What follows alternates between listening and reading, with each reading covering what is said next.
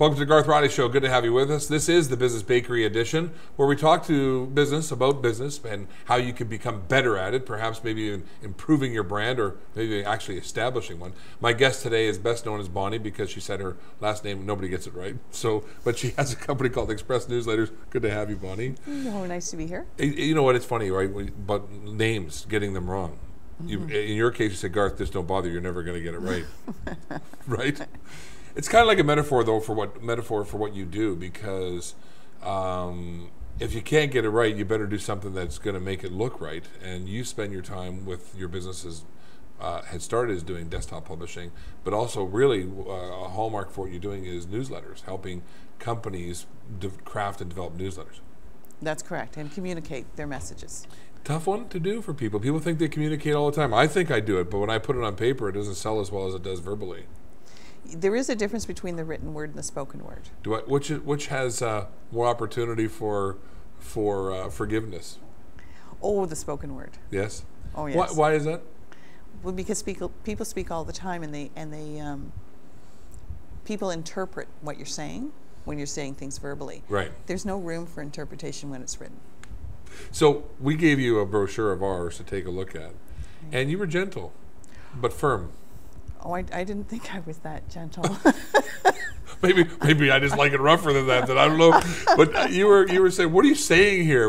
Where's the call to action? I mean, and to us, even though we were in the visual media side and the presentation media side, that piece was lacking. And that's not uncommon, really. It is not uncommon for people that are passionate about their business to be able to put it on paper. A lot of them lack. Yes. And there's a lot to be said for a second set of eyes. Yes. Reviewing something. What's going on in you, the chatter in your head is not necessarily what's on the paper.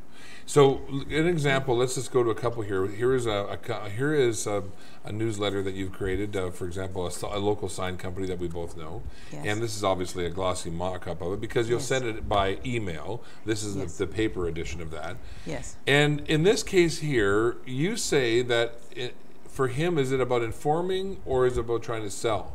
Because there's two messages when you're putting together newsletters: informational and then pitching.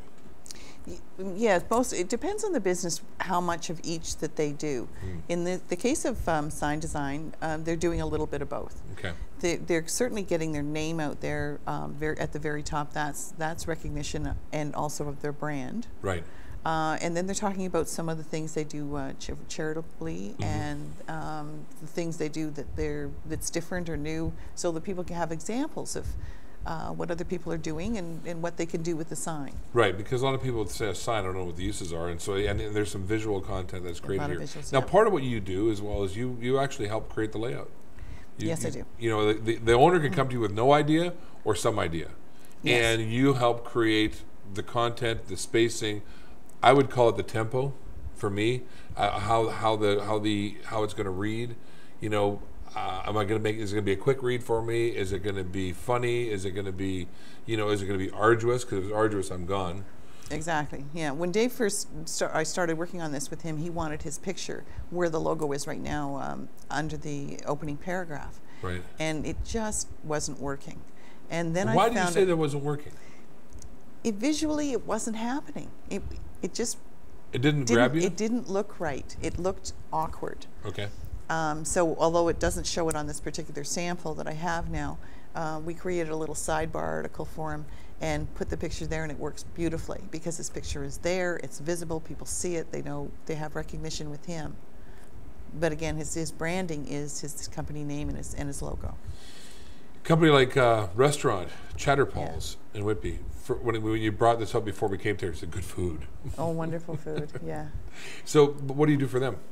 Well, I do some writing of their content. I make sure that the visuals are there. For the most part, all the sourcing of the visuals are what I do, all of them.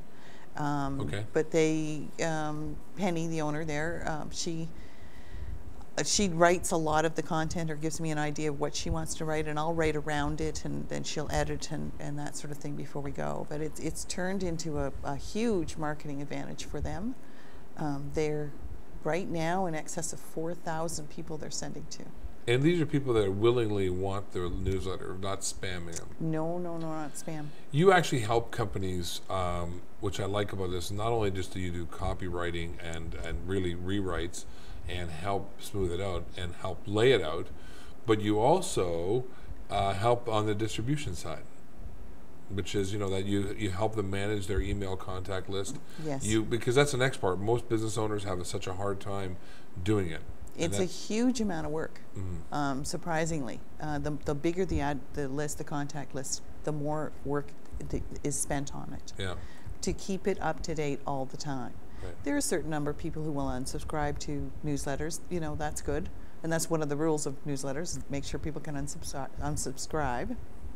They don't want them, but it's also new people coming on, bounce backs, people change their addresses, that sort of thing. So making sure that the list is always ready to go when the newsletter's ready to go. It's a full service that you can do for a company. They'll never know that you're the writer. You'll never know that you're involved. It's something that's a service you provide to them. That's so right. You actually would make people like me sound good on paper.